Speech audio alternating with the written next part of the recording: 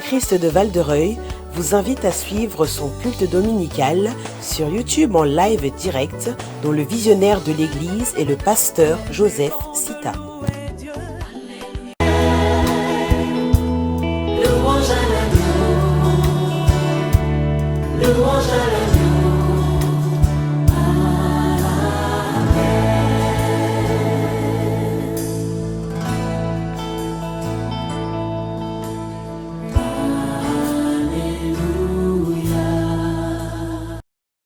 Je louerai toute ma vie. Je louerai l'Éternel toute ma vie. Est-ce que tu peux répéter après moi, frères et sœurs? Je louerai l'Éternel toute ma vie. Je louerai l'Éternel toute ma vie. Toute ma vie, je louerai l'Éternel. L'Éternel, je louerai toute ma vie.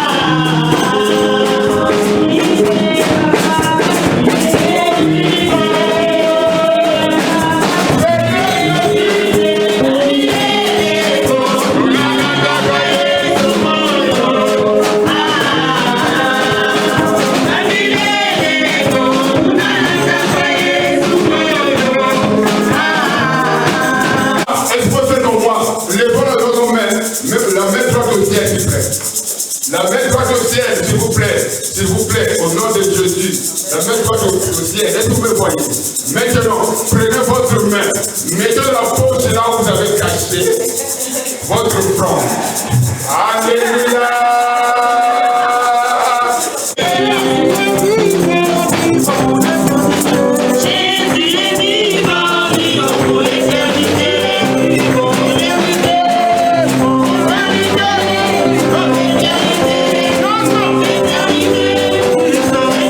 Yeah.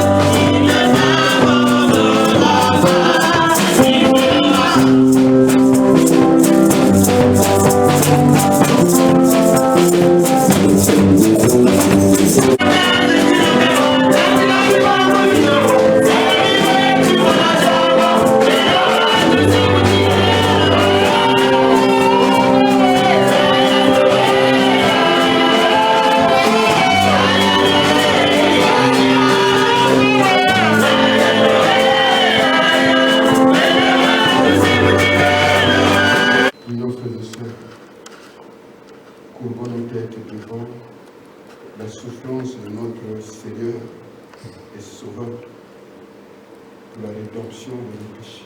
Père, nous te bénissons parce que tu as manifesté ton amour envers nous lorsque tu as donné ton Fils, ce que tu avais de plus cher pour notre liberté.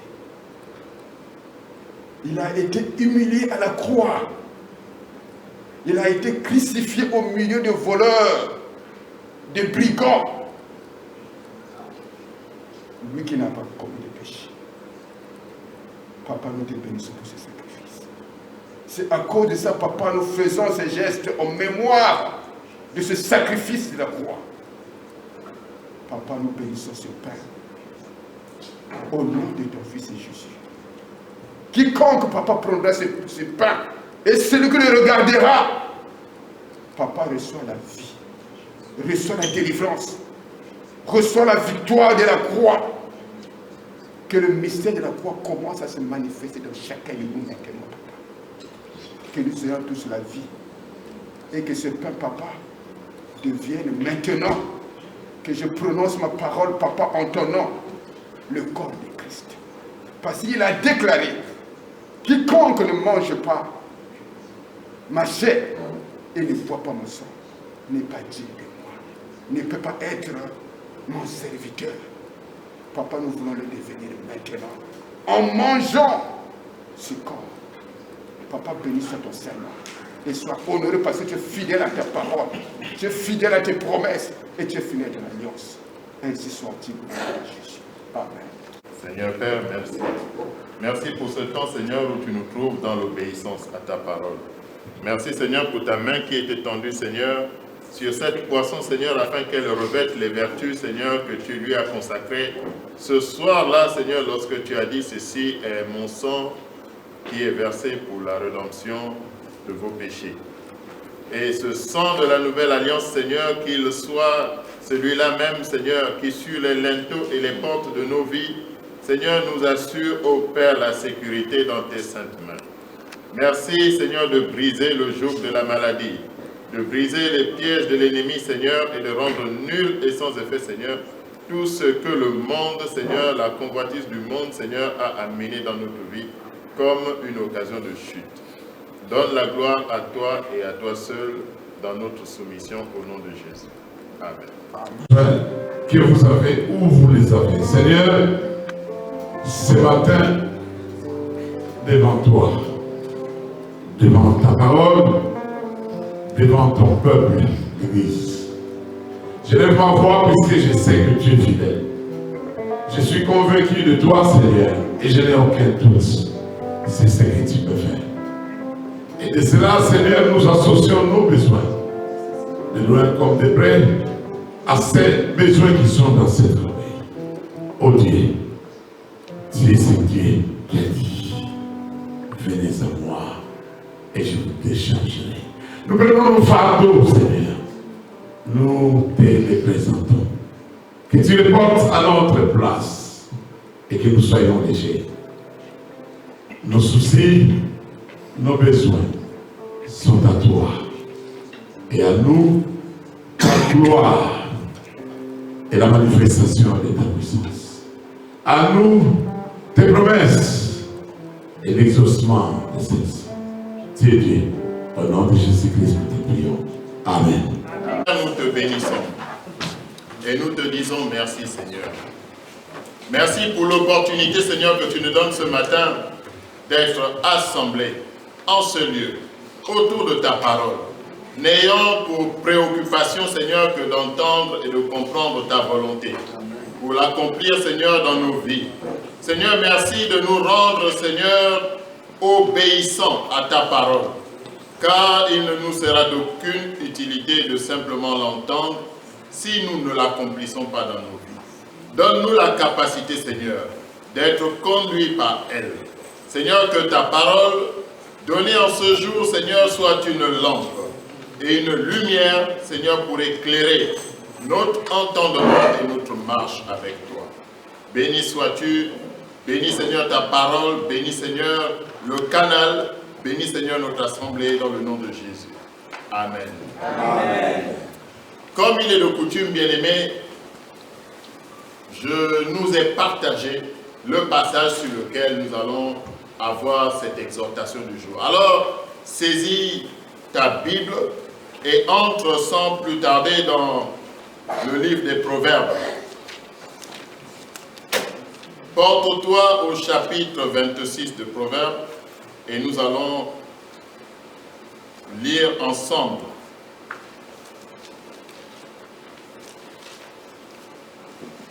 Nous allons lire, je crois, à peu près 8 versets. Donc, ne sois pas fatigué. Cette parole te fera du bien. Nous lisons à partir du verset 20 dans le chapitre 26 du livre des Proverbes. Quand il n'y a plus de bois, le feu s'éteint. Quand il n'y a plus personne pour critiquer, le conflit s'apaise.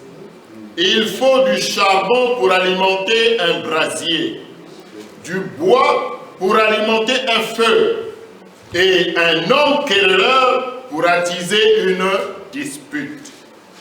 Les paroles du critiqueur sont comme des friandises.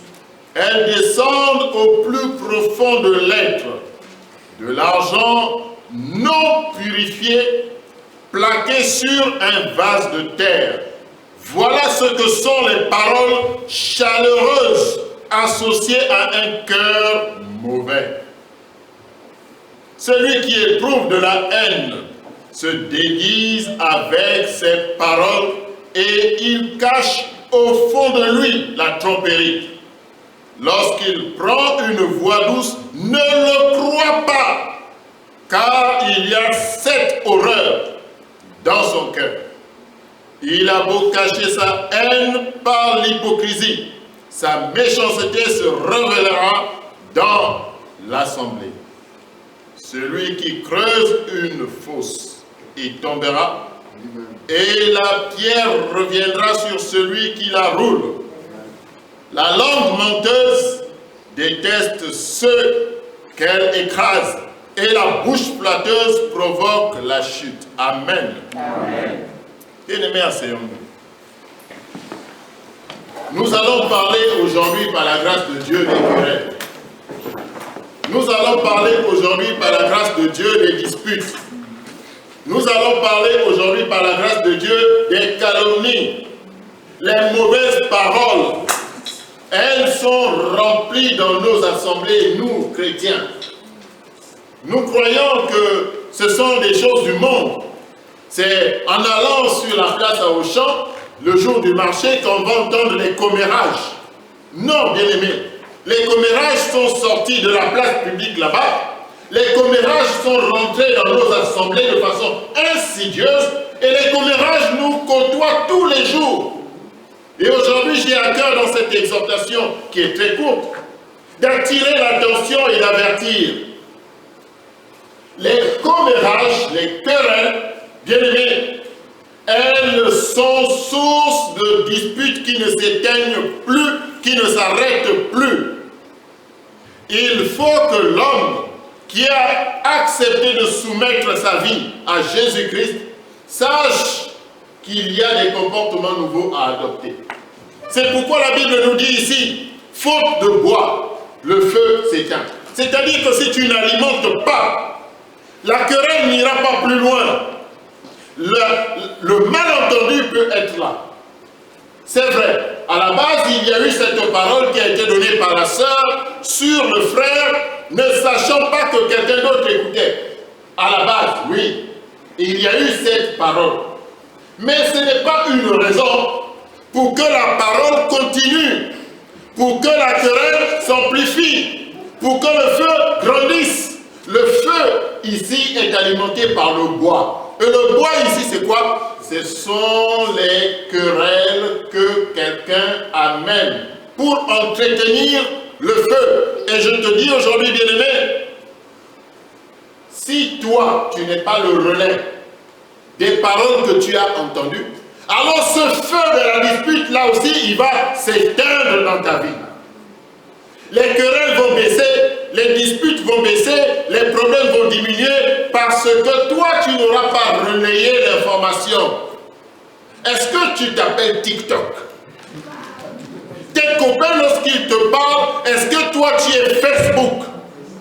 Est-ce que tu es le réseau social? Pourquoi est-ce que tu te sens obligé de dire, mais ma soeur, est-ce que tu as entendu ce qu'on a dit la dernière fois là-bas? Mais mon frère, est-ce que tu es au courant que? Es-tu obligé? Est-ce ta nature? As-tu été créé pour cela? Es-tu là pour relayer? Même quelque chose, les gens n'ont pas prêté attention. Les gens n'ont même pas prêté attention. Un frère vient saluer sa sœur et la sœur ne lui a pas tendu la main. Mais toi, tu es là les yeux, la tour de contrôle. Toi, tu es la tour de contrôle, tu dois regarder. Les gens n'ont même pas vu, mais toi, tu as vu. Et comme ils n'ont pas vu, ok, je vais le leur dire. Je vais le leur rappeler. Mais je vais d'abord souligner ça. Mais la sœur là, mais elle est hautaine. Hein? Elle est quand même hautaine. Est-ce que vous avez remarqué qu'elle ne salue jamais lorsque on adresse le salut le premier? Tu salues en premier, elle te snob. Elle te met, c'est que les hommes appellent un vent. C'est-à-dire, elle te place un vent. Et toi, tu es là pour souligner ça. La sœur a un problème d'éducation. C'est vrai. Je n'ai pas dit que les problèmes d'éducation, ça n'existe pas. Je n'ai pas dit que les problèmes de comportement, ça n'existe pas. Mais la parole de Dieu nous dit ici, faute de bois, le feu s'éteint. Faute de bois, c'est-à-dire, si tu n'alimentes pas en bois, ce feu-là sera ce qu'on appelle un feu de paille. Ça prend un peu, ça s'arrête de sa propre mort. Mais si ça doit continuer, c'est que toi tu as fait quelque chose. C'est même toi qui as permis au feu de s'étendre. Parce que le feu n'avait qu'une petite audience. Deux frères qui se sont regardés. Personne d'autre n'a vu ça à part eux. Et toi, le témoin. Mais le témoin jure que toute l'église doit être au courant de ça. Toute l'église doit être au courant de ce comportement. Alors bien aimé, je vais te dire une seule chose. Et nous allons trouver cette parole nous sommes dans le livre de Proverbes. Vous savez ce que c'est le livre de Proverbes? C'est le livre de la sagesse. C'est le livre qui enseigne la sagesse. Et vous savez ce que c'est? Lorsque nous sommes d'inspiration judaïque, c'est-à-dire que nous nous inspirons des Juifs, il faut que vous sachiez l'héritage de ce livre, comment est-ce qu'il doit être compris. Les Juifs avaient trois types d'hommes de Dieu. Le premier type, ce sont les sacrificateurs, tout le monde connaît. Les descendants de Lévi qui étaient au service de Dieu dans le temple. Le deuxième type, ce sont les prophètes, puisque Dieu suscitait des prophètes pour annoncer ses oracles. Mais le troisième qui nous interpelle ici, et ce pourquoi j'insiste, ce sont ce qu'on appelait les sages. Les sages, ils donnaient des paroles pour que nous soyons nous tous édifiés et instruits. Et les sages ici donnent cette parole que nous allons trouver dans Proverbe 20. Proverbe 20. Nous allons prendre le Proverbe 20 et nous allons prenons plutôt le Proverbe 22. Il est plus approprié. Et nous allons prendre le verset 10. Il y a tellement de choses que je voudrais dire. Mais je fais la version courte de cette exhortation. Proverbe 22, verset 10. Dit quoi ici? Chasse le moqueur et le conflit s'en ira avec lui. Chasse le moqueur et le conflit s'en ira avec lui. La contestation et le mépris prendront fin. Mais nous, vraiment, la façon nous aimons les commérages, la façon dont nous prenons plaisir à entendre la parole méchante. Et il a encore dit quoi? Et elle a ajouté quoi? Mais pendant qu'elle disait ça, elle avait les mains où? Aux hanches comme ça. C'est même toi qui vas nourrir. Le moqueur n'avait peut-être qu'une seule parole. Mais comme tu as nourri ça, c'est devenu un paragraphe, c'est devenu un chapitre, et c'est maintenant un livre qui va sortir, un livre à succès. Toute la ville va être inondée de l'information, parce que toi, tu ne vas pas t'arrêter là. Tu vas maintenant, à ton tour, transmettre ça de l'autre côté, pour que les gens te disent, mais tu as toujours des informations fraîches. Tu as toujours les informations fraîches, première main. Bien-aimé, le moqueur doit être chassé. Lorsque quelqu'un commence et examine ce qu'il est en train de te dire, est-il en train de bénir? Prête oreille. Est-il en train de médire? Commence par lui dire, bien-aimé, j'ai été exhorté sur le fait que je dois chasser le moqueur. Quand j'aurai chassé le moqueur, à partir de ce moment-là, le commérage va s'arrêter. Le problème ne va pas se propager. Ça ne veut pas dire qu'à la base, il n'y a pas de problème. Je n'ai pas dit à la base, il n'y a pas de problème. J'ai dit, quel que soit le problème, vrai à la base ou faux à la base, il ne doit pas continuer à se propager. C'est tout. Et le moqueur ici doit être chassé. Et si tu vas avec moi dans le premier des psaumes, tu vas comprendre une seule chose que Dieu te demande de faire. Il te dit, ne marche pas, ne t'arrête pas, ne t'assieds pas. J'espère que tu connais ces paroles. J'espère que tu connais ces trois verbes. Ne marche pas en compagnie de qui? Méchant. Bien-aimé. Le moqueur, c'est le plus dangereux.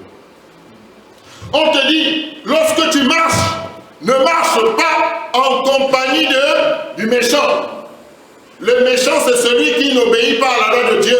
Le méchant, c'est celui qui s'amuse avec les commandements de Dieu. Le méchant, c'est celui qui est capable de te dire quelque chose que tu crois être bonne. En fait, c'est en déphasage total avec la volonté de Dieu. Vous croyez que le méchant, c'est celui qui est en colère. C'est faux.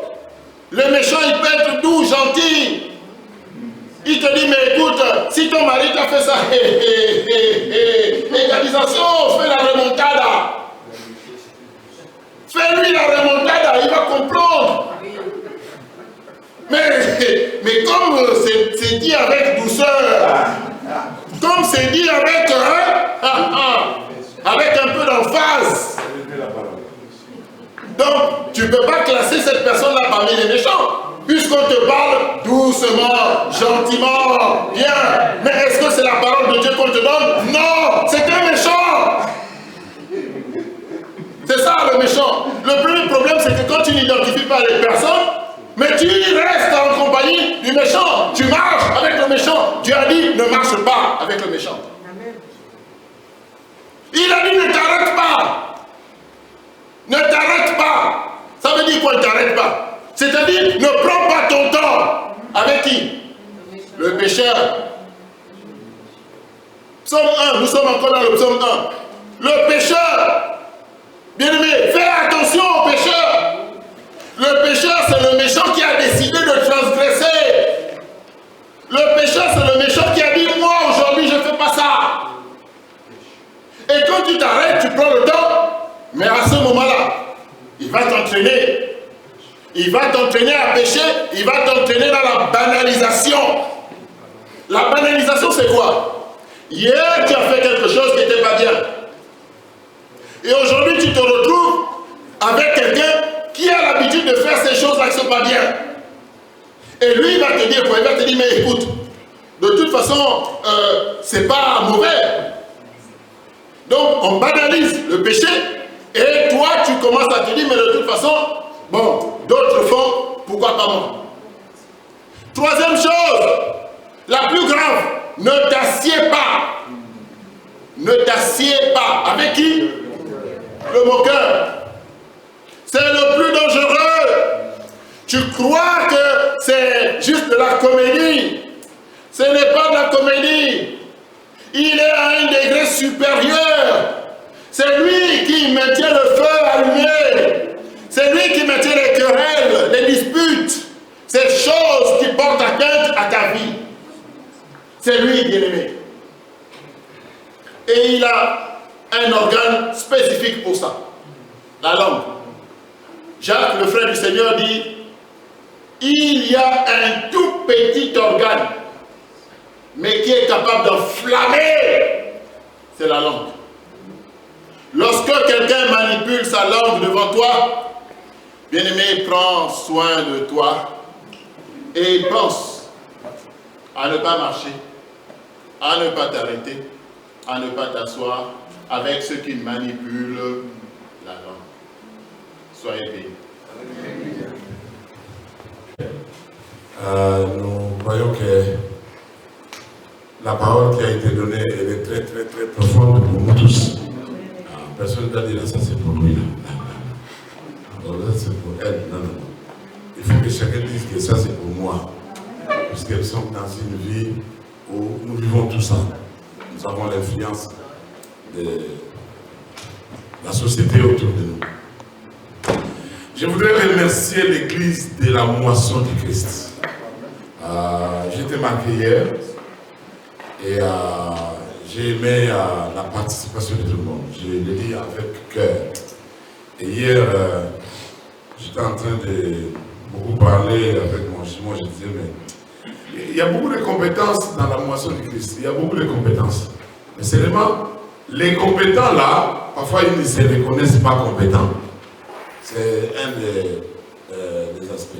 Mais Dieu va nous aider à amener tout le monde à réellement à sortir ses compétences, à exploser. Vous avez tous des grandes compétences, tous. Regardez, papa n'est pas là. Mais tout se fait comme s'il était là. Est-ce que vous comprenez? Il n'est pas là. Mais qui le fait? C'est vous qui le faites. J'ai voulu que ce ne sont pas des anges qui sont en train de le faire. Jusque-là, nous ne les avons pas encore dit, mais ils viendront peut-être. Mais c'est vous qui le faites. C'est vous, tel que vous êtes là. Donc chacun d'entre vous doit dire que c'est moi qui fais tourner la communion, la moisson du Christ. Chacun d'entre vous doit dire, c'est moi, donc c'est toi chacun. Et vous le faites brillamment. Et moi, je vous remercie et je vous félicite. Au nom de papa qui n'est pas là. Je vous remercie, vraiment je vous félicite. Ça a été très bien hier et tout le monde a soutenu ce qu'il fallait soutenir. Et je ferai les efforts de tout le monde très tôt le matin. Et encore que nous soyons au nombre, nous sommes pour prier Dieu. Moi, je me disais qu'on va se retrouver à 3 ou à 4 aujourd'hui. Et puis, on se disait même que non, on va vite faire, on peut ne faire ce que. Alors, moi, je disais peut-être qu'une prière de 30 minutes seulement autour. Mais alors, ça, c'est tout un service, tout fait.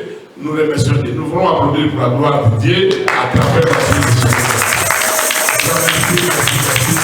Nous voyons à soutenir maman Gisèle, les enfants, la famille et tout le monde, toute la famille et l'église elle-même.